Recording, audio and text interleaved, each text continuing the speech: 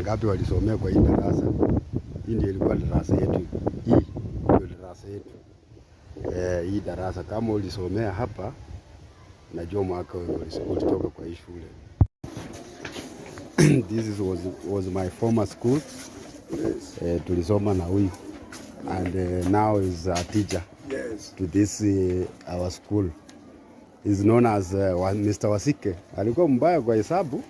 Tulisomea hapa. Nafikiria darasa yetu ilikuwa huko hapo hivyo, but alikuwa mbele yangu.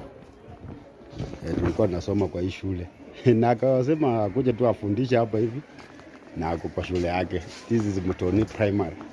Mr. Wasike. Tulitoka mbali. Wanafunzi inazaliwa wasome. So unaona, unasoma kwa shule then unakuja kufunza kwa hiyo shule. That is good. Hapana wacha shule yenu iharibike kwa sababu umeenda mbali. Kuja ufanye shule yenu ikuwe mzuri ijulikane mbali. Yes, how are you Mr. Wasike? I'm okay. Can you say something?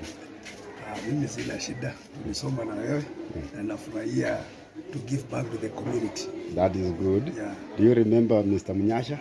Of course, yes. In fact, he was my maths teacher. He was my mentor. Yes. He's the one who taught me mathematics. Okay. Which I'm teaching right now. Okay. Yes. You just continue with your work.